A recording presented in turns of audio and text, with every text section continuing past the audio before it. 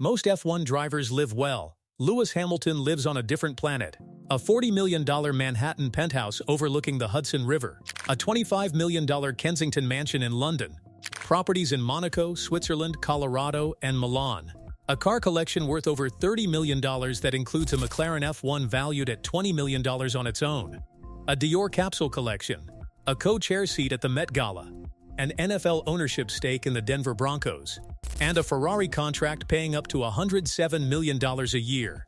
7 world championships built the platform.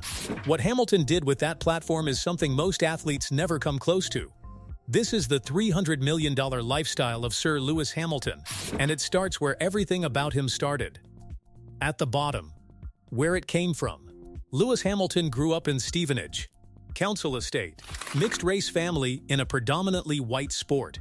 His father Anthony worked multiple jobs simultaneously just to fund karting entry fees and tires, remortgaged the family home, drove a battered trailer to circuits on weekends while other kids' parents showed up in sponsored rigs. At 10 years old, Hamilton walked up to McLaren boss Ron Dennis at an awards gala and told him directly that he wanted to race for his team one day. Dennis told him to call back in 9 years. Hamilton signed with McLaren's junior program 5 years later, the youngest driver they had ever taken on. By 2008, he was Formula One world champion at 23, the youngest in history at the time, and the first black driver ever to hold the title. If that had been the whole story, it would already be extraordinary. But Hamilton was not interested in just being the fastest driver on the grid. He wanted to build something that outlasted the grid entirely. The properties. The reason I want to be a Formula One driver is because it's got a lot of speed in it. When I went to Belgium and I saw the actual speed that they were doing, it was amazing because you don't actually think about it. When Lewis Hamilton wants to sleep somewhere, the options are considerable. Start in New York. In 2019, Hamilton bought a penthouse in Tribeca for $43.9 million. Multiple floors connected by a wooden staircase. 5 bathrooms. An entertainment room fully enclosed in glass. Celebrity-friendly building. Hudson River views from every direction. He sold it in 2021 and immediately bought another Manhattan penthouse, this time on Vestry Street, for $40.7 million. Same views, different address. In London, he owns a Kensington mansion valued at $25 million. The property was previously owned by Christopher Bailey, the former creative director of Burberry. 6 bedrooms in one of the most exclusive postcodes in England. Monaco gives him a $15 million property in the Fontvieille area for race weekends. Switzerland provides a Lake Geneva apartment for the quieter months. There is a ranch in Colorado that Hamilton has described as his true home, the place where family gathers every winter in the mountains. And a Milan apartment for the Italian rounds. The total real estate portfolio across those properties sits north of $130 million. And every single one of them was chosen for a specific reason: privacy, location, access, or the kind of view that reminds you every morning exactly how far you have traveled from Stevenage. The cars.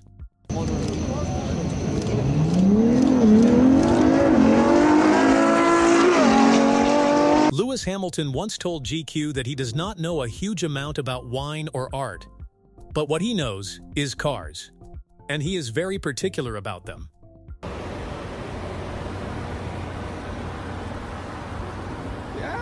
The crown jewel of his personal collection is a 1995 McLaren F1.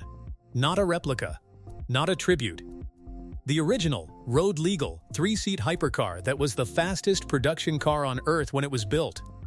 Gordon Murray designed it with a central driving position, a BMW V12 engine mounted directly behind the driver, and 0 electronic driver aids. 0. No traction control. No stability management. Just you, the engine, and the road. Only 106 were ever made. Hamilton's example is valued at $20 million. He has driven it on public roads. He keeps it because it represents something that money alone cannot replicate. It is irreplaceable. Behind the McLaren sits a Ferrari LaFerrari Aperta worth $4.1 million. The open-top version of Ferrari's hybrid hypercar, limited to just 210 units worldwide. 663 horsepower from a naturally aspirated V12, paired with an electric motor delivering an additional 161 horsepower. Ferrari personally invited buyers for this car. You could not simply walk in and purchase one. Hamilton was on the list.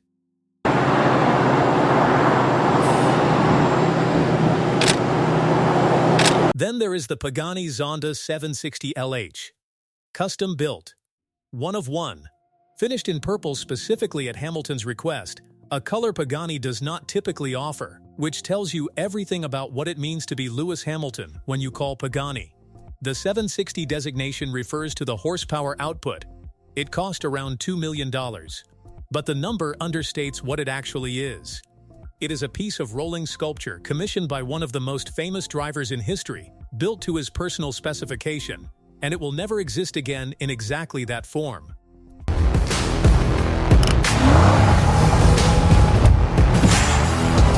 Okay, Lewis, the track is... The Mercedes-AMG 1 is worth $2.7 million and occupies a different kind of significance in the collection.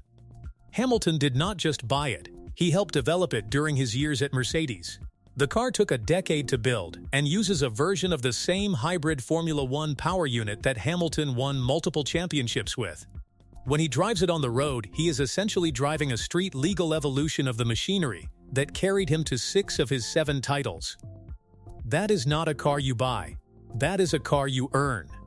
And then for the days when the mood calls for something raw, older, and entirely without digital sophistication, Hamilton keeps a 1966 Shelby Cobra 427 in the collection.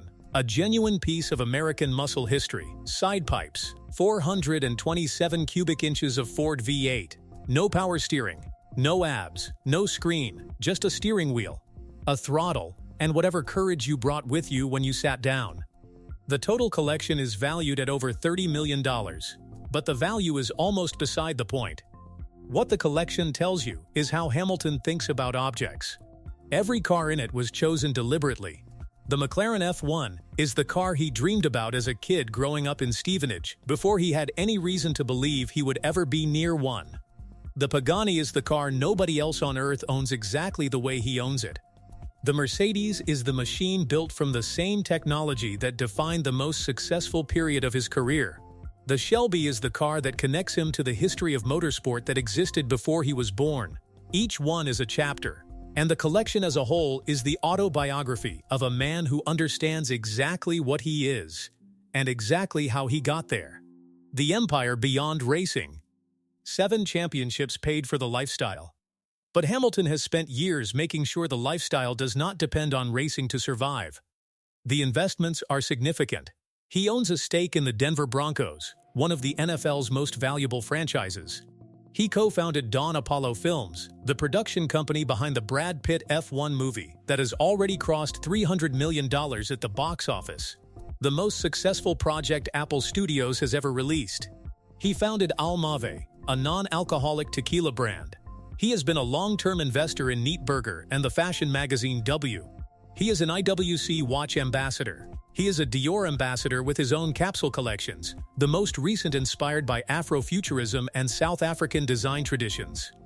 And then, in May 2025, Anna Wintour asked him to co-chair the Met Gala alongside A$AP Rocky, Pharrell Williams, and Coleman Domingo. Hamilton flew directly from the Miami Grand Prix to New York, arriving at the venue 4 hours before the doors opened to fulfill his hosting duties. He wore a Wales Bonner ivory suit with embroidered sash and diamond earrings, then flew back to Europe for the Imola round the following weekend. That is the schedule. Race weekends on Sunday, Met Gala on Monday, back to the paddock by Thursday. His total annual earnings, including Ferrari salary, performance bonuses, endorsements, and investment returns, can exceed $100 million in a strong year. The Ferrari contract alone carries a base of $60 million per season, with performance clauses that push it higher. The flip side. Here is the thing about Lewis Hamilton's $300 million lifestyle that separates it from every other athlete's version of the same story. He sold his private jet, a cherry red Bombardier Challenger 605 that he had owned since 2013, worth $25 million at the time. He sold it in 2019 and posted publicly about the decision, citing his commitment to reducing his environmental impact. For a man who had built his entire identity around moving faster than anyone else, selling the jet was a statement that landed differently than most celebrity sustainability gestures. He has been vegan since 2017. He launched Mission 44, named after his racing number, pledging $20 million to fund opportunities for underrepresented young people in education and motorsport. He created the Hamilton Commission specifically to address the racial diversity gap in Formula One. He was knighted by King Charles in 2021. He is a Time 100 honoree. The $300 million is real. The houses are real. The cars are real. But Hamilton has been deliberate about building a version of wealth that has something to say beyond its own existence. That is not something most people with $300 million manage to do. Talent got him in the door. 7 championships, a Ferrari contract, a film empire, and a $30 million car collection built everything else. A council estate kid who became one of the wealthiest athletes on earth. And somehow still calls a ranch in Colorado home. Subscribe. More stories like this are coming.